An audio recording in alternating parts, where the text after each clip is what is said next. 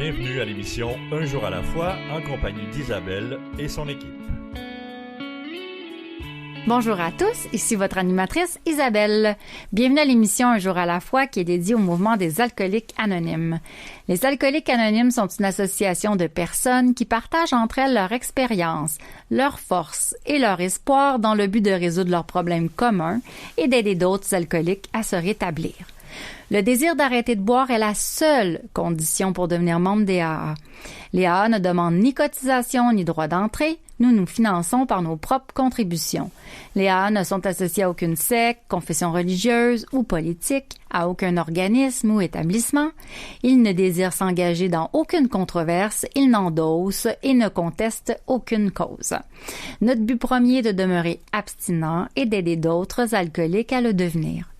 Nous recevons aujourd'hui, comme à chaque semaine, un membre de cette fraternité. Notre invité vient nous parler de sa vie, des difficultés de son passé et de son expérience de rétablissement. Vous allez entendre son partage en 4 segments durant l'émission. Alors aujourd'hui, je vous présente notre invitée. Elle se nomme Louise.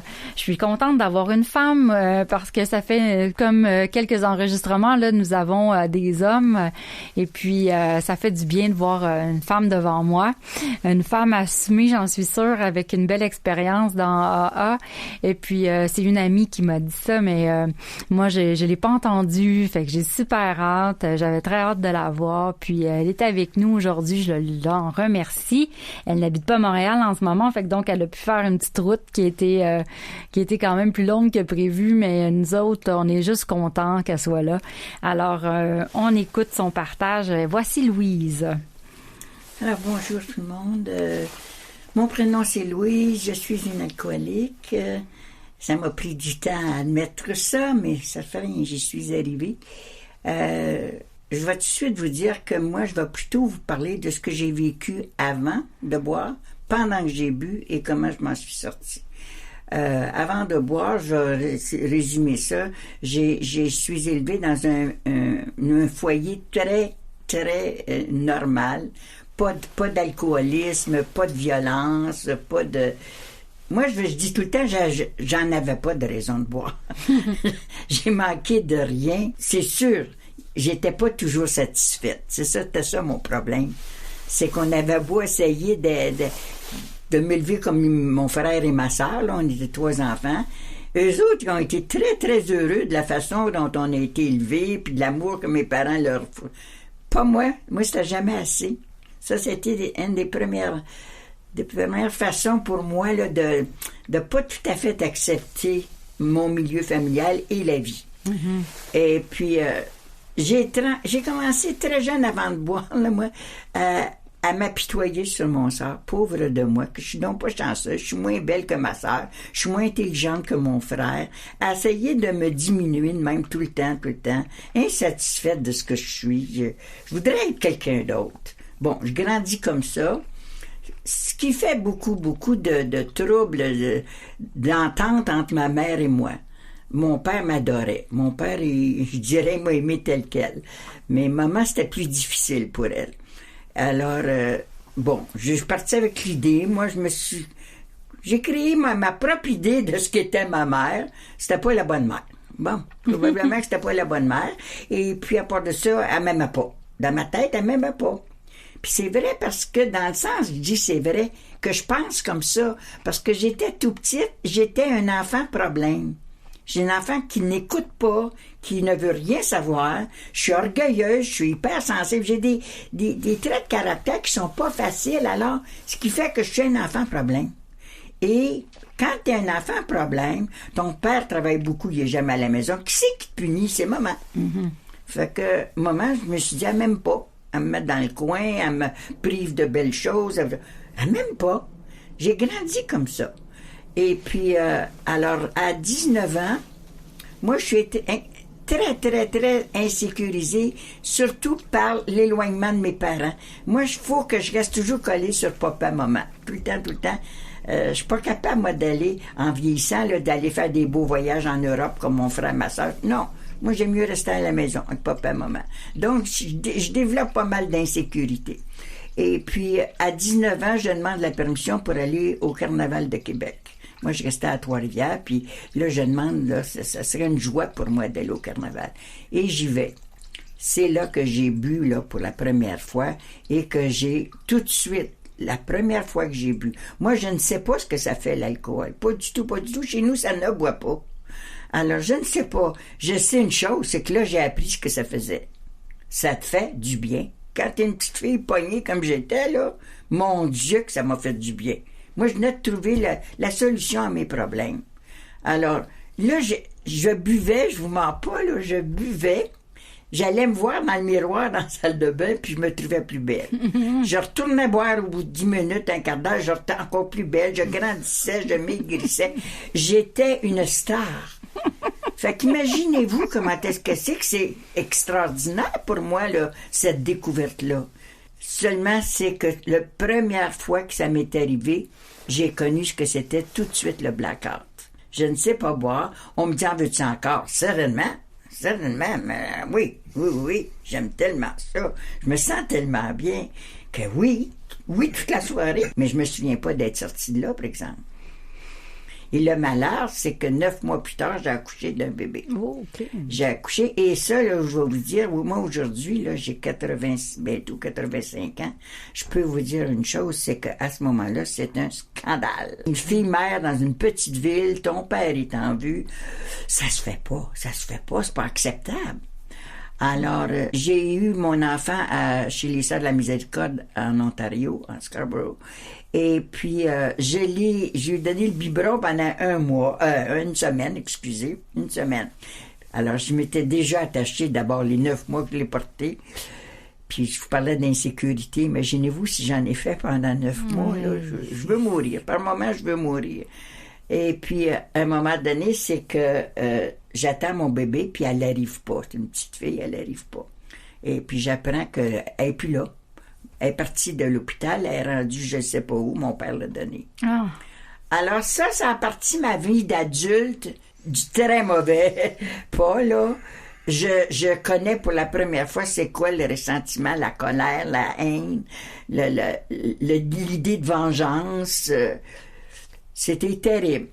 Mais là, je me suis dit, je vais me marier, je vais avoir des bébés vite, puis je vais vivre pour mes enfants, puis plus personne ne va me les enlever. J'ai fait ça. Je me suis mariée. J'ai eu 2 beaux enfants, un garçon et une fille. Et à 25 ans, mon fils a 5 ans, ma petite fille a 2 ans. Un après-midi, j'ai une bière. Puis je vous dis, là, c'est une maladie qui progresse, mais je ne le sais pas que je l'ai, la maladie, moi. Alors, je ne bois pas tous les jours, je ne bois pas des quantités industrielles. Mais quand j'y touche, mon mari dit, t'es plus la même. Tu changes. Et ça, il m'a reproché ça les 5 ans que j'ai vécu avec lui. Je disais, je suis pas saoul. Il disait, non, t'es pas saoul, mais tu changes. Et puis, ce changement-là, je l'aime pas. C'est plus toi. Et c'est vrai. C'est très vrai parce que je suis capable de dire ce que je ressens intérieurement alors qu'à jeun, je suis pas capable. Okay. Je suis repliée sur moi-même. Et puis, tu sais, la petite fille qui boude puis qui fait pitié, c'est moi. Alors, il va me dire, qu'est-ce que j'ai dit là qui fait pas ton affaire? Rien.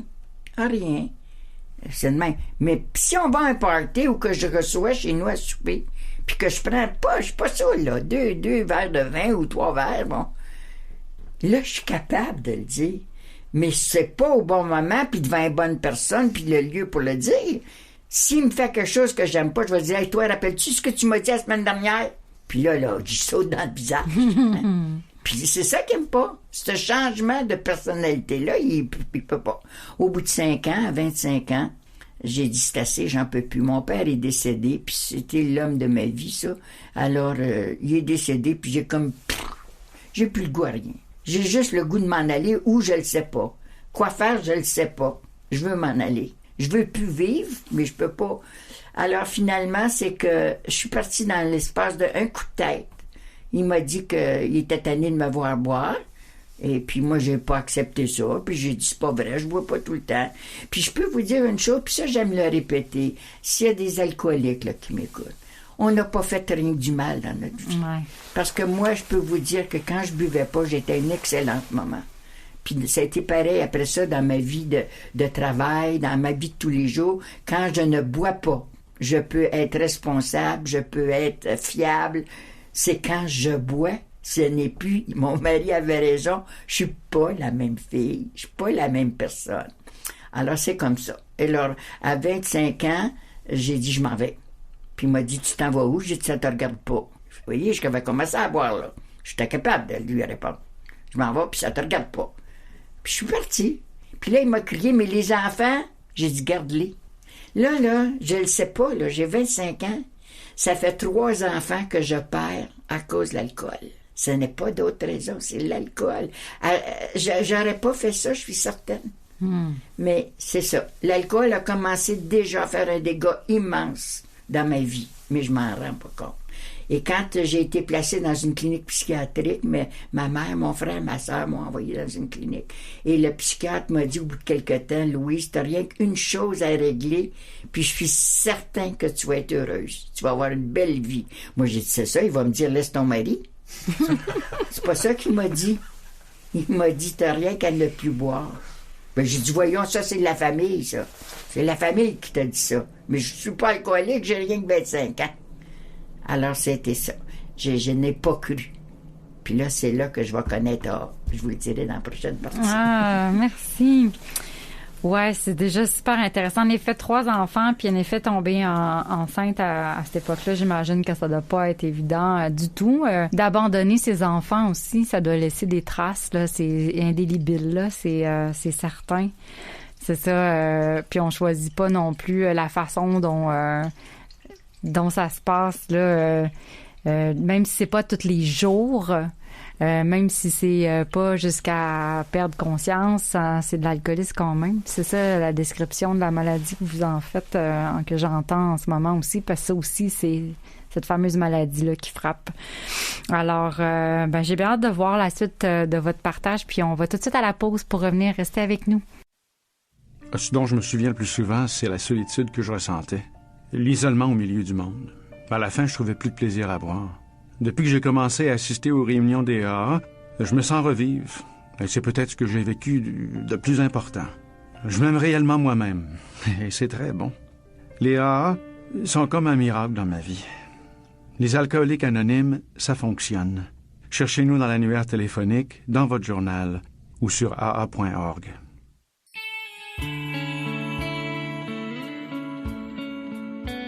Vous écoutez l'émission Un jour à la fois, en compagnie d'Isabelle et son équipe.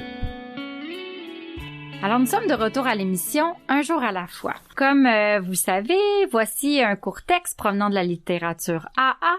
Aujourd'hui, j'ai choisi « Nous en sommes venus à croire ». La page 77, c'est écrit « La recherche, ce contact spirituel ». Alors, je commence comme ceci. 4 ans plus tard, le mauvais sort s'est acharné sur notre famille. Une déception, une longue maladie terminale et 3 décès. Durant ces jours de tristesse, des amis nous ont prêté, à mon mari et à moi, leur appartement situé sur une plage du Sud. C'est durant cette interlude de repos qu'un événement choc s'est produit dans ma vie. Une prise de conscience nouvelle de la présence de Dieu. Les ailes de l'esprit se sont ouvertes et depuis ce jour, je n'ai fait qu'apprendre à m'en servir au maximum. J'ai appris que chez d'autres, les ailes de l'esprit s'ouvrent beaucoup plus lentement, sans événement choc, et qu'elles sont quand même fortes et belles. J'ai aussi appris que d'autres membres avaient connu la même expérience et qu'ils avaient ensuite perdu leurs ailes parce qu'ils avaient cru, à tort, que l'absolu les soutiendrait indéfectiblement. Je les plains parce qu'ils n'ont pas compris que la moitié de la beauté d'un cadeau se trouve dans la manière de le recevoir. Ils n'y ont pas répondu. À un moment ou à un autre, peut-être qu'une façon plus modérée, presque tous les humains expérimentent ce contact spirituel avec Dieu, le sentiment fluide d'une profonde compréhension, l'amour, la joie et cette sensation que le monde tourne dans la bonne direction. Avant, je croyais que seules des circonstances extraordinaires permettaient de ressentir un tel état d'âme. Je sais maintenant qu'il n'est qu'un avant-goût de toutes les beautés qui attendent celui et celle qui veut y consacrer le temps et les efforts. La paix, l'amour et la joie peuvent être obtenus par la réflexion tranquille et la prière sincère. Alors voilà, c'est un beau petit passage, je trouve. Nous allons retrouver Louise, puis justement pendant la pause, on discutait de spiritualité puis comment trouver la puissance supérieure dans un contexte particulier là, ou dans un meeting ou quoi que ce soit. Mais en tout cas, c'était très intéressant. Puis j'ai juste hâte de savoir là, un peu plus. Je trouve ça très intéressant de l'écouter, Louise. Alors voilà, mettons-nous à son écoute. À vous de parler. OK, merci. Alors, écoutez, là, je suis rendue que c'est la première fois que je vais aller dans une réunion des alcooliques anonymes parce que le psychiatre et ma famille ont décidé que j'étais alcoolique. Pas moi. Mm-hmm. Alors, je me rends à ma première réunion. J'ai été 14 jours sans boire, à faire des réunions, à critiquer, à juger, à me les traiter de morons, à me dire que c'est une gang de malades, d'aller s'afficher de même, puis aller raconter leur vie. En tout cas, c'était très négatif, mon premier contact. Et aujourd'hui, je peux vous dire que je trouve ça ma réaction très, très normale. C'est pas moi qui est alcoolique, c'est ma famille qui en souffre, c'est pas moi. C'est pas moi. Et ça, quand je vois des nouveaux, des fois, qui arrivent et puis qu'on perd de vue, moi, je dis toujours d'abord, c'est pas à moi de le ramener, là. Ça va être une puissance supérieure à tous nous autres, les membres, même les membres avec toute la bonne volonté du monde, puis on peut pas arrêter un alcoolique de boire. Ça fait que, mais d'un autre côté, je me dis, je le comprends. Je le comprends. C'est parce que lui, il est pas prêt ou elle est pas prête. C'est niaiseux à dire, là, j'ai ça, dire ça, mais elle a pas assez souffert. C'est sa famille qui en souffre. C'est son patron qui en souffre. C'est son conjoint qui en souffre. C'est bien différent que quand c'est toi-même. Mm-hmm. Alors, ça fait que ça a pas duré. Et là, j'ai dit, moi, je vais vivre ma vie de célibat parce que là, quand j'ai dit, mon mari m'a dit, qu'est-ce que tu fais des enfants? Puis j'ai eu le malheur de dire, garde-les. Ben, le juge a tenu compte de ça. Alors, il m'a enlevé les enfants. Aujourd'hui, je peux vous dire merci, mon Dieu. Merci. Parce que mes enfants n'ont pas été témoins du pire de mon alcoolisme. Mais c'est pas le même que je pensais au moment où c'est arrivé. J'en ai voulu à mon mari, j'en ai voulu à la justice, j'en ai voulu à ma famille. Tu sais, c'est sûr, là. Aujourd'hui, je vous parle après des années de relèvement. Alors là, c'est ça. Et puis là, j'ai commencé à travailler. Et puis j'ai commencé à travailler, oui, mais je me souviens qu'entre autres, j'ai trouvé un job où j'étais me présenter, puis juste avant, j'arrivais pas à rentrer dans le building. Alors, il y avait de l'autre bord de la rue un restaurant-bar.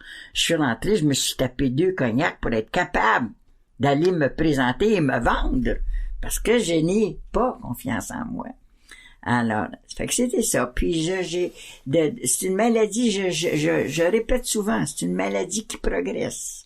Parce que c'est très important. Tu sais, des fois, là, tu sais, t'en as qui vont dire, oui, mais écoute, là, je bois pas tant que ça. Aujourd'hui, peut-être. Mm-hmm. On se reparlera la semaine prochaine. Mm-hmm. Tu sais, moi, je le sais, j'en suis un témoin. C'est une maladie qui progresse et je n'ai pas cru les AA quand ils disaient ça. Alors, ça fait que c'est comme ça qu'à un moment donné, à 30 ans, pourtant j'ai un boulot que j'adore, j'ai le talent pour le faire, j'ai tout ce qu'il faut, mais je traîne ma maladie. Et ma maladie progresse, alors ce qui fait que je bois de plus en plus. Je bois de plus en plus, et quand je bois, je deviens irresponsable. Alors, ce qui arrive, c'est que quand je suis à jeun, comme dans ma famille avec mes enfants, je suis parfaite quasiment, là. Mais par contre, quand je bois, j'oublie que je travaille, puis j'oublie que je suis en reportage ou n'importe quoi. Et si j'ai le malheur d'aller faire un reportage, et puis qu'il faut que je me rende au journal pour donner mon papier, je m'accroche les pieds parce que je passe devant mon bar préféré, puis je vais juste rentrer prendre juste un verre. Puis je vous jure, je suis sincère quand je dis ça. Ça, il n'y a rien qu'un autre alcoolique pour me croire. J'étais sincère. Moi, juste rentrer prendre un verre, puis après ça, je vais aller au journal. Mais c'est pas vrai. Le verre, il me part. Le verre, il m'ouvre tout de suite la porte, là, pour que je continue. Alors, bien souvent, je me rends pas au journal. Mais ça me rend pas n'importe où, parce que, tu sais, je veux dire, je vais n'importe où parce que je me souviens même plus, là. Moi, j'ai connu le blackout très, très souvent. Moi, je buvais jusqu'à temps de perdre la réalité. J'aimais tellement pas la réalité. Puis je me mets tellement pas. Alors que quand je buvais, il n'y a plus rien qui me dérange. Fait que c'était comme ça, puis jusqu'à 30 ans. Puis à 30 ans, mon patron m'a dit, si t'arrêtes pas de boire, c'est la porte. Puis j'ai de la peine parce que j'aime mon travail. Puis il me dit, Louise, t'as le talent qu'il faut pour tout. Seulement, quand tu bois, on peut plus se fier. Puis il a raison. Alors, il dit, tu devrais aller dans A. J'ai dit, es-tu déjà allé, toi, dans A? Il dit, non, ben, vas-y voir. C'est une gang de malades. Il dit, comme toi. Fait que j'ai vu, j'avais pas le choix. Alors, je suis retournée alcoolique anonyme. Sauf que j'ai pas fait vraiment ce que AA nous suggère. Moi, les étapes, puis ces affaires-là, là, puis les suggestions, là, non. Je suis en réunion, là, ben, achalez-moi pas. C'est tout. Vous voulez pas que je boive? Vous voulez pas que je boive. Bon, ben, je boirai pas. Ça finit là. Et puis, mais tu sais, j'ai pas du tout la tête à ça. J'ai pas la volonté, j'ai pas le désir. Rien. J'y vais pour mon patron. Alors, mais là, c'est que cette maladie-là progresse tellement que là, je n'ai plus le contrôle. Là, j'ai perdu le contrôle. Complètement. Alors, je vais être dans un club, après boire, une discothèque, je vais être après boire, à un moment donné, je vais partir avec qui, je le sais pas. Je le sais pas. Je vais partir. Parce que moi, je dis toujours, quand on m'invite, veux-tu venir avec moi après? C'est, as-tu un bar? Ça, c'est ma question, c'est important. As-tu un bar? Et puis là, ben, c'est que des fois, je suis partie, par exemple, je suis embarqué sur un bateau, puis je ne sais pas que je suis sur un bateau. J'ai peur de l'eau à part ça. Ça fait que c'est pas croyable. Et je me retrouve en route pour Chicago. Fait que, tu sais, c'est des affaires que tu dis, mais qu'est-ce que j'ai fait là? Parce que le lendemain, là, tu te réveilles, puis tu dis, ouais, où est-ce que je suis, avec qui, comment? Puis qu'est-ce que j'ai fait ça? Ça, c'est des blackouts qu'on appelle ça. Oui. Et ça existe. Alors, beaucoup de gens vont dire, ben voyons. Non, il n'y a pas de ben voyons. Ça existe, mais il y a juste quelqu'un qui a fait un blackout qui va te comprendre. Parce que sinon, les autres peuvent pas croire à ça. C'est pour ça qu'il y a beaucoup de drames aussi. Moi, quand je vois là, tous les tueries puis tout ça, là, je me dis, il va y avoir de l'alcool ou de la drogue en dessous de ça. Il va y avoir. Ça se peut pas que tu aies fait ça à froid. Ça se peut pas.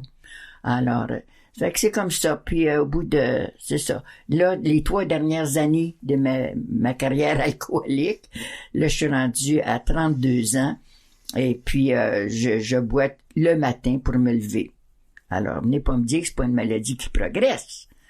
Le matin, pour me lever, faut que je boive, sinon je suis trop malade. Je tremble, j'ai des sueurs, j'ai des coliques, ça c'est pas endurable. Alors, je prends une gorgée de boisson, et puis là, je la rejette. Je suis pas capable, ça colle pas. La deuxième, elle colle. Et là, je pars ma journée. Mais là, je ne travaille plus. Alors, je suis sur le bien-être social qu'on appelait à l'époque. Et puis, là, je suis à l'époque où je commence à me dire continuellement que je m'haïs, que je suis une mère sans cœur, que je me sabote, je m'écrase moi-même. Je ne m'aime plus. Je suis continuellement après me traiter de tout ce que tu voudras. Alors ça, c'est la pire déchéance qu'il puisse avoir. Puis la pire, c'est l'enfer. C'est l'enfer. Mais j'ai soif. Ah oui. Je suis obsédée. J'ai soif. Je ne pense qu'à ça. Alors c'est comme ça. Et par contre, ma belle vie a commencé tout de suite après. Ah, voilà, la belle vie, on va l'entendre au prochain segment, mais là, pour l'instant, c'est l'enfer.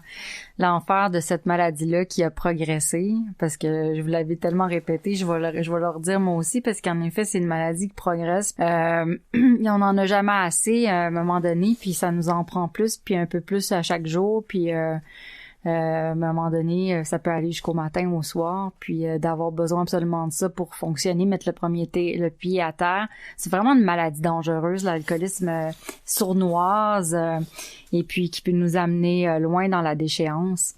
Puis d'un sentiment horrible de mal de vivre aussi, là. C'est ce qu'on entend. Puis je pense que je peux comprendre, vous avez perdu votre emploi finalement si vous êtes rendu sur le bien-être social. Fait que c'est ça, c'est comme ça nous fait perdre beaucoup de choses, hein, en plus de notre dignité. Alors on va aller à la pause, puis pour pouvoir écouter la vie plus lumineuse avec la belle vie, comme vous avez dit, comment on va pouvoir entendre ça après la pause. Alors restez avec nous, à tout à l'heure. Je pensais que quelques verres m'aideraient à surmonter ma gêne. Mais j'étais incapable de me contrôler. J'ai fini par comprendre qu'à force de me saouler, je me retrouvais encore plus seule. Ma meilleure amie m'a suggéré d'assister à une réunion. Quand je suis entrée... La pression au travail était telle que j'ai commencé à boire pour passer au travers. Je n'aurais jamais pensé que l'alcool me ferait perdre mon emploi. À ma première réunion des AA, j'ai compris que je n'étais pas seul. J'ai eu la difficulté à admettre que j'avais un problème. Chez les AA, j'ai trouvé une solution et de l'espoir.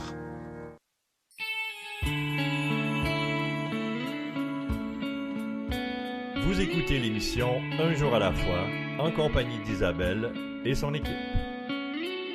Nous sommes de retour à l'émission Un jour à la fois.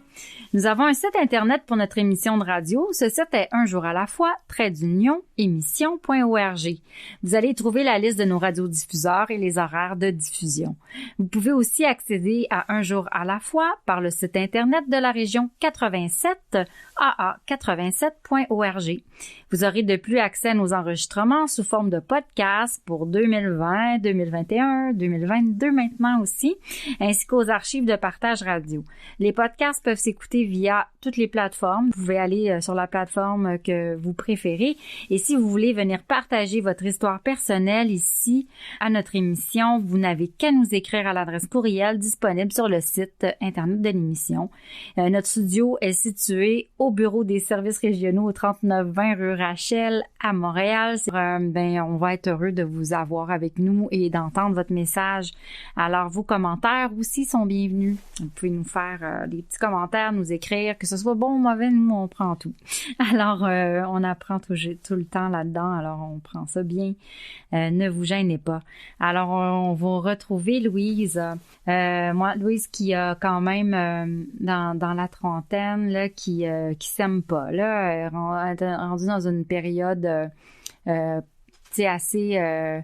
quand on disait c'est une maladie progressive, là, elle est rendue, tu sais, comme dans une période comme difficile de la maladie, là, où est-ce que là, c'est profond, où est-ce que c'est toute l'emprise, tu sais, la vie, le contrôle de la vie n'est plus là. Quand on dit on a-tu perdu la maîtrise de notre vie, ouais, là, je pourrais dire qu'on est probablement rendu à cette étape-là. Alors, je vais laisser parler Louise pour nous faire la suite de son histoire. À vous. Oui, alors, c'est ça. Moi, tantôt, je disais, quand mon patron m'a demandé d'aller dans les alcooliques anonymes, là, à ce moment-là, j'ai 30 ans, et puis j'y suis allée. Mais encore là, c'est mon patron qui veut, c'est pas moi. Alors, il y a un désir sincère, lui, là, il en peut plus, mais pas moi. Alors, et je me compare parce que dans mon métier, il y en a beaucoup qui boivent, et ça boit beaucoup, beaucoup, beaucoup. Alors, je me dis, je suis pas pire que les autres. Après ça, je me justifie. Parce que si vous aviez ma vie, peut-être vous boiriez vous autres aussi. Parce que vous savez, j'ai perdu mes enfants. Je ne disais pas pourquoi j'avais perdu mes enfants. J'ai perdu mes enfants. On m'a enlevé mes enfants. Ça fait pitié, ça. Faut que tu boives pour endurer ça. Alors, tu sais, j'ai toujours eu la justification pour boire. Tout le temps. Puis, ma maman, pour gna. Bon. Alors, finalement, c'est que cette fois-là, j'ai fait AA pendant 14 mois. J'ai pas fait AA. J'ai suivi mon chum parce que tout de suite, le premier jour, moi, je tombe en amour avec un membre. Alors, j'ai été 14 mois sans boire, à cracher le feu. Parce que quand tu ne veux pas de ce que les AA veulent t'offrir, là, t'as soif. L'obsession est là. Parce que moi, Dieu en a pas question. Pas question. Alors, demandez-moi pas de prier Dieu. Alors, c'est comme ça que mais pendant, ça se passe mieux parce que je suis en amour. Mais au bout de 14 mois, lui, il m'a mis à la porte. Il m'a dit que c'était plus vivable. Alors, d'accord, je suis partie puis je suis retournée boire. Et je me souviens que j'avais appelé son parrain pour lui dire, Ghislain, je vais boire. Puis il me répond, c'est la meilleure affaire que tu pourrais faire. Et pourtant, c'est pas l'attitude des AA, des membres AA, ça. J'ai dit, t'es bien hypocrite, vous nous dites d'appeler avant. Il dit, Louise, as-tu fini de nous manipuler? Tu ris de nous, tu nous manipules, tu n'es pas du tout sincère, puis t'as même pas le désir d'arrêter de boire. Aïe, aïe. Tout ça, c'était vrai. Tout ça, c'était vrai. Alors, il m'a dit, on t'attend. J'ai dit, tu vas attendre longtemps. Alors, je suis retournée boire, mais là, comme je vous dis, je suis sur le BS, j'ai plus rien, là. Alors, Je bois du matin au soir, puis du soir au matin. C'est comme ça. Alors, je dors, je me relève, je rebois, je redors, je me lève, je bois. Bon, je suis en blackout tout le temps. Et finalement, à 35 ans, c'est ça. J'ai 35 ans à ce moment-là, puis à un moment donné, la vie, puis mettez un grand V majuscule, a fait que j'ai commis quelque chose d'irréparable presque. Là. Je suis chanceuse d'avoir eu dans ma famille des avocats puis des gens qui connaissaient la loi puis la justice, parce que sinon je serais supposée être en prison aujourd'hui. Alors, ça fait que c'est comme ça qu'à un moment donné, là, mon frère m'a dit, qu'est-ce qu'on va faire de toi, Louis? Je ne sais plus quoi faire. J'ai dit, écoute, viens me reconduire chez nous, puis je te promets que tu n'auras plus de trouble. Il est venu me reconduire chez nous avec l'intention, moi, de me suicider, et cette fois-là, pas me manquer. Parce que là, je venais de commettre quelque chose d'assez épouvantable, là. J'ai voulu éliminer quelqu'un dans ma vie, et puis après ça, je me suis ouvert les poignets. Alors, et là, ça m'a fait, là, mais c'est quoi ça? Qu'est-ce qui m'arrive? Je suis folle, là, je suis rendue folle, là. C'est pas l'alcool, c'est de la folie. Puis là, il m'est revenu, puis ça peut donner de l'espoir à quelqu'un qui a de la misère à aller à... Les fois que je suis allée dans Hall, 14 jours, là, 14 mois, j'étais assise dans la salle pensant que je prenais rien de deux autres, là. Je voulais rien savoir. Eh bien, j'avais comme une cassette derrière la tête qui enregistrait plein d'affaires à mon insu. Et quand j'en ai eu besoin, la cassette a fonctionné. Et j'ai entendu l'histoire du premier verre, un jour à la fois. L'alcoolique qui continue de boire, il va y arriver 3 choses. C'est-à-dire, une des 3. Ouais. La folie, la prison ou la mort. J'étais rendu là. Les 3. La folie, j'ai voulu tuer le seul homme qui s'occupait de moi. La mort, oui. Puis la prison, ben j'ai été chanceuse. J'étais chanceuse d'avoir une famille qui était dans le milieu de la justice. Alors, ça fait que là, ben c'est ça. J'ai crié, s'il y a un bon Dieu quelque part, aide-moi. C'est la seule prière que je savais faire. Et puis, je me suis en allée chez nous dans l'idée de me tuer et de pas me manquer.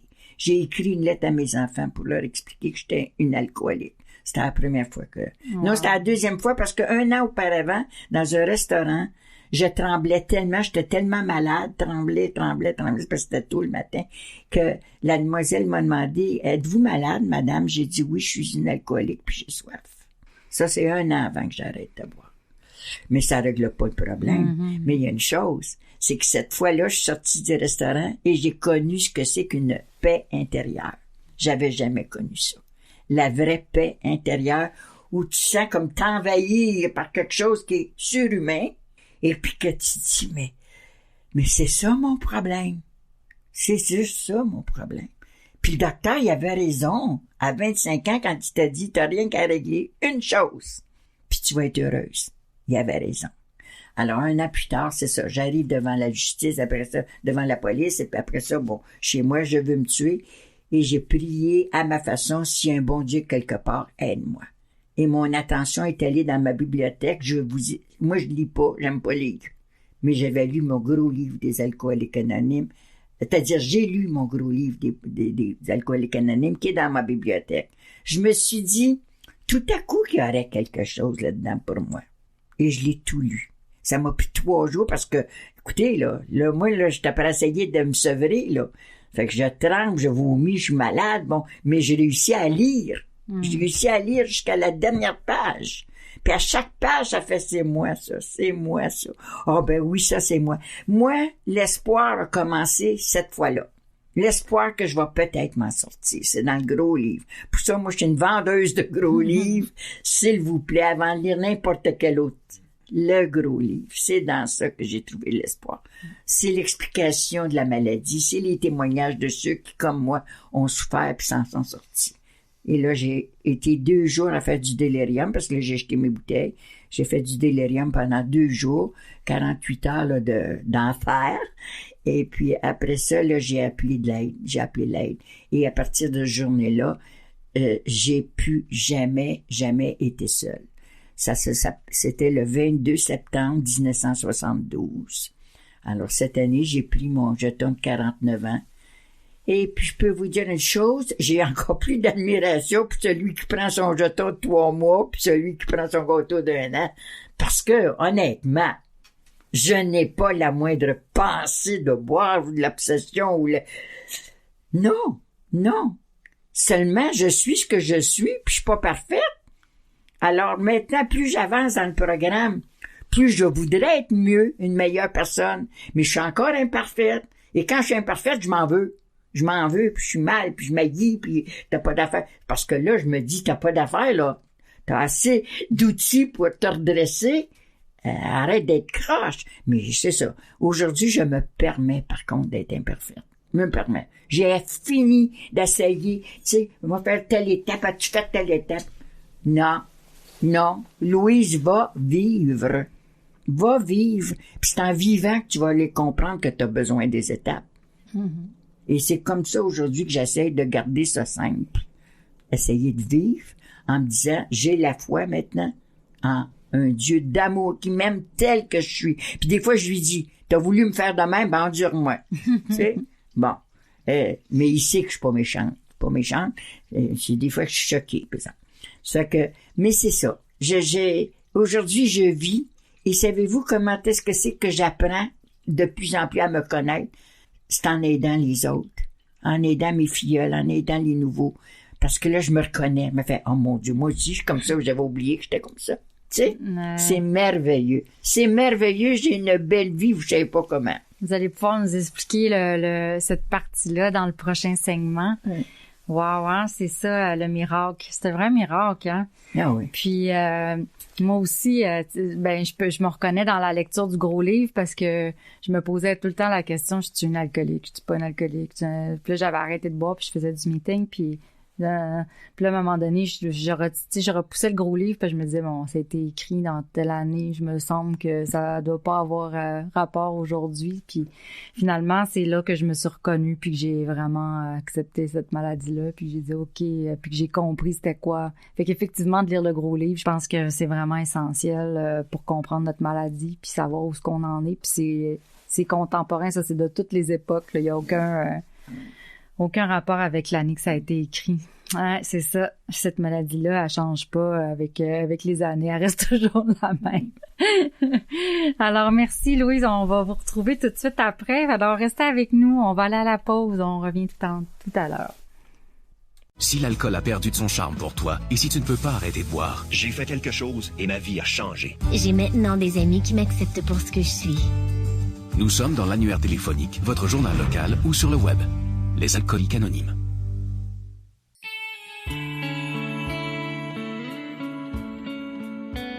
Vous écoutez l'émission Un jour à la fois, en compagnie d'Isabelle et son équipe. Alors, j'espère que vous êtes encore là. Nous sommes ici, pour vous partager encore une partie de l'histoire de Louise. Alors, nous sommes à l'émission Un jour à la fois. Et si vous souhaitez en apprendre davantage sur le mouvement des alcooliques anonymes, allez consulter le site officiel des alcooliques anonymes du Québec sur aa-québec.org. Ce site contient une foule d'informations sur cette grande fraternité. Entre autres, si tu ressens le besoin de parler, le numéro de la ligne d'aide téléphonique de ta région s'y trouve. Appelle, n'hésite pas, il y a quelqu'un pour t'aider et t'écouter. Alors, et aussi, si tu cherches une réunion, la liste des réunions à travers le Québec est affichée à cet endroit. Même les réunions en ligne, sur Zoom, et il y en a aussi par téléphone, ça s'appelle Au bout du fil. Et il y a des réunions tous les jours, vraiment à plusieurs heures dans la journée. Alors, n'hésitez surtout pas à aller chercher l'aide aux besoins. Alors, notre invitée qui est Louise aujourd'hui, super de belle personne, vraiment une belle femme à rencontrer, je vous jure. Vous l'entendez, nous on l'a devant nous, c'est comme un petit plus, je vous le dis. Mais quand même, je suis sûre que vous allez être touchés aussi par son histoire, puis déjà vous devez l'être. Alors pour la suite des choses, pour bien finir ça, donc le 4e segment, je vais la laisser nous finir ça en beauté. D'accord. Ben alors c'est ça. Le dernier quart d'heure là, c'est que je voudrais surtout parler de mon adhésion au mouvement, là, de mon entrée au mouvement. Alors après avoir tout vécu là, ce qui me fallait moi pour arriver.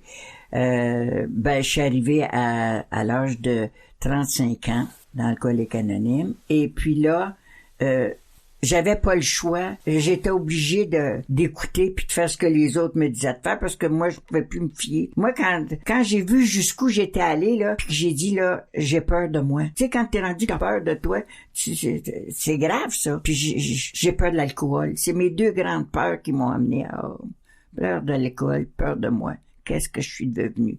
Alors là, ce qui est arrivé, c'est que j'ai dit, en arrivant là-bas, j'ai été accueillie d'abord à bras ouverts. Et puis, je comprenais pas ça. Des gens que je connaissais même pas. Et puis, là, j'ai pris tout de suite, moi j'écoutais puis j'entendais des affaires comme prends-toi une marraine, prends-toi un parrain, fais-toi, écoute ce que les autres ont à dire, ils ont de l'expérience, puis c'est bon. Et j'ai pris tout de suite un parrain parce que j'ai reconnu un monsieur qui était un ami de mon ex-beau-père. Alors, je suis allée vers lui, puis il était content de me voir. Il était pas surpris, par exemple, mais il était content. Et puis, c'est lui que j'ai pris comme parrain d'accueil pour me guider un peu, me dire qu'est-ce qu'il faut que je fasse, J'étais prête à ça. J'étais prête à tout faire. J'étais prête. Alors, et puis là, il m'a dit, fais du meeting. Bon, OK, je m'en fais. Fait tous les midis, tous les soirs, tous les midis, tous les soirs. J'ai fait ça pendant 3 ans. Je n'ai jamais retouché à l'alcool. Pas parce que je faisais le programme, je le comprenais pas. Mais j'étais avec vous autres, j'étais bien, je me sentais en sécurité avec Léa, moi. C'est la sécurité d'abord que j'ai senti. Ensuite de ça, je pouvais dire quelque chose, puis on faisait pas. Hein? T'as fait ça? Non, j'étonnais pas personne, moi, avec mes histoires. On me comprenait. Mm-hmm. Alors, tu sais, c'est des choses tellement importantes pour moi à ce moment-là, là. Et puis là, finalement, j'ai fait beaucoup de meetings, puis je suis rentrée le lundi, mon premier meeting. Puis je me souviens, j'allais coucher chez ma sœur parce que là, je voulais pas rester seule dans mon appartement. Je pouvais plus me faire confiance, là. Je savais que si je restais seule puis que la soif me prenait, je serais partie boire. Fait que j'ai dit, il faut que je sois entourée. Alors, j'allais coucher chez ma sœur qui m'a accueillie puis qui m'a tellement aidée. Puis, elle m'a dit, puis comment t'as trouvé ça, ta réunion? Je sais pas, j'ai rien compris. Mais j'ai dit, je peux te dire une chose, j'ai plein d'alcooliques qui étaient là. Ça, tu sais, c'est tout ce que j'entendais. Lise alcoolique, Nicole alcoolique, André alcoolique. C'est tout ce que j'ai pu saisir dans ma soirée. Mais j'ai senti quelque chose que j'étais pas capable d'expliquer, mais comme une espèce de sécurité, d'amour, de chaleur. C'est ça qui m'a fait rester. Puis qui m'a fait donner le goût. J'avais dit, est-ce qu'il y en a demain midi? Ils ont dit, oui, il y en a tous les midis sur Saint-Denis, là, en face du... où est le cégep maintenant?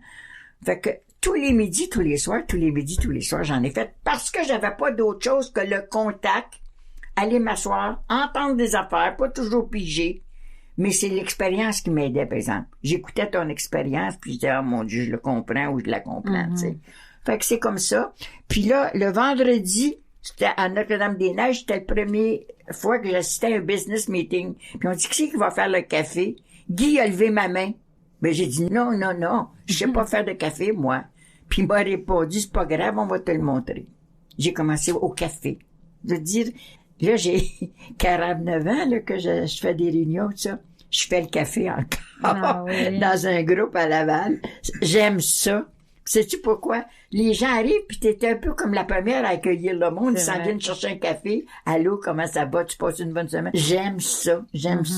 Puis je vois d'une semaine en semaine le nouveau, là, son sourire change, ses yeux sont plus brillants. Tu sais, c'est merveilleux, Encore, c'est tout ça qu'a fait, moi. C'est ça. Puis à un moment donné, bon, les étapes, je les comprenais pas. Alors, avant d'aller me faire expliquer par Sœur Jeanne d'Arc à Roberval, j'étais allée pour ça, au bout de 3 ans. Mais avant ça, là, je faisais des meetings d'étapes, là, tu sais, les tours de table. C'est sûr qu'il y en avait qui étaient vraiment, tu sais, des intellectuels, tu sais, il y en a des fois qui parlent avec la tête. Ben, c'est ça. C'est correct, il en faut de tout, là, parce que ça prend des gens de tête aussi pour les comprendre. Moi, mon frère a toujours dit pas de tête, que j'avais pas de tête. Et moi, j'allais plutôt dans le concret, là. Moi, je suis une fille d'asphalte. Ça fait que, et puis, alors, à un moment donné, c'est que j'ai dit, faudrait absolument que je comprenne les étapes. Fait que là, c'est là que je me suis pris une marraine, au bout de 3 ans.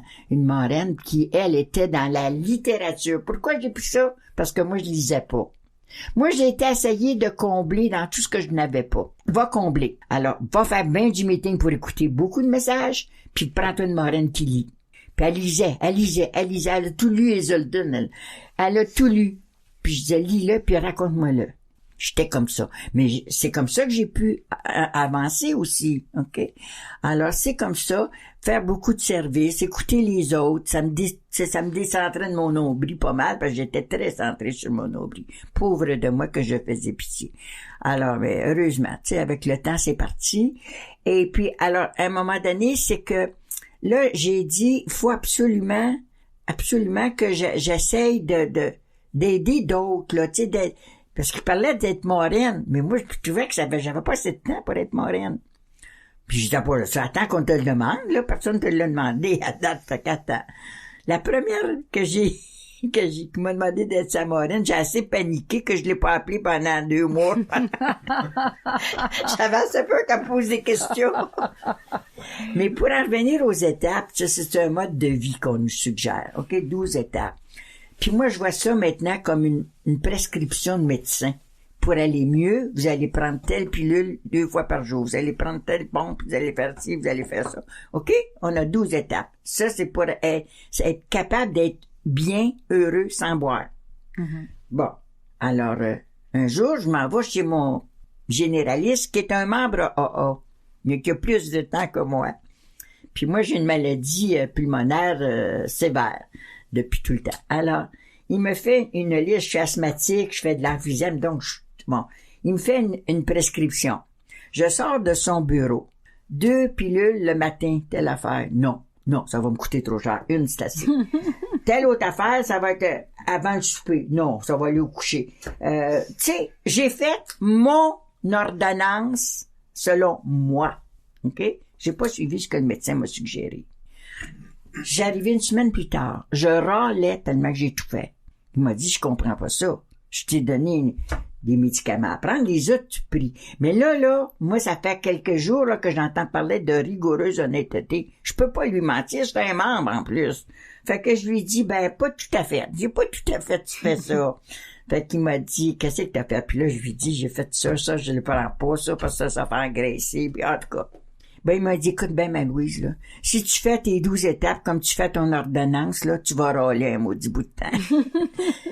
C'était la première fois que j'ai pris conscience de l'importance des 12 étapes telles quelles. Puis pourtant, mon vieux Guy, il me disait, change pas un mot des 12 étapes. Puis fallait dans l'ordre. Fais pas la première puis la 12e, comme la plupart du temps, on a tout essayé ça, je sais pas. En tout cas, moi, j'ai essayé ça, là. Première et 12e. Mm-hmm. Puis le reste, on va attendre. Non, à un moment donné, c'est valer une par avant. Tu sais, c'est tous des conseils qu'on me donnait. Fait que, moi, c'est ça qui m'a sauvé. C'est ça qui m'a sauvé. C'était d'abord la patience qu'ils ont eu avec moi. L'amour qu'ils m'ont manifesté. Je vais finir en vous disant que moi, mon mari est décédé il y a 2 ans. Je suis maintenant dans une résidence pour personnes âgées. Et puis, on a signé le bail, on déménage le 2 mars. Et mon mari est mort le 3 mars. Et je vous jure d'une chose, j'ai eu bien de la peine, puis j'en ai encore parce qu'il me manque beaucoup. Mais je vais vous dire une chose, je me suis jamais sentie seule depuis. Jamais. J'ai jamais eu d'autre monde autour de moi pour m'aimer autant que les membres AA. Mes amis Ça a de l'importance. C'est pas que j'aime pas ma famille, j'aime mes enfants, j'aime ma sœur, tu sais, mais quand même, ceux avec qui je me sens plus moi-même et à l'aise, que je suis pas obligée de jouer un rôle, ils me prennent comme je suis, c'est les amis AA. Ça, c'est ad vitam aeternam. Et ça, pour ça, là, je ne peux pas faire autrement qu'avoir de la gratitude, de la reconnaissance envers Alcooliques Anonymes. Je suis une femme heureuse. Merci. Ah, merci Louise. Quel message de lumière puis d'espoir, d'honnêteté, puis je suis sûre que on a juste une parcelle de ce que Louise porte en elle. C'est vraiment un beau message. Moi aussi, je suis pleine de gratitude, puis je suis heureuse en ce moment présent, là, très heureuse d'être ici avec Louise puis Yvon, puis d'entendre ça. Alors, oui, c'est ça que ça peut apporter. C'est ça, une partie de ce que... Si vous y croyez pas, en tout cas, je vous le souhaite vraiment d'aller faire un premier pas dans une salle puis de faire confiance, puis vous allez voir quelle belle vie vous attend. Alors, merci pour ce partage, Louise, qui donne certainement espoir à l'alcoolique qui souffre. Et puis, je tiens à remercier tous les participants à cette émission, notre invitée Louise, bien sûr, nos auditeurs. Merci d'être là, on vous aime. L'équipe dont ils vont à la console, les collaborateurs, les radiodiffuseurs. Ici votre animatrice Isabelle. Je vous souhaite une belle semaine et à bientôt.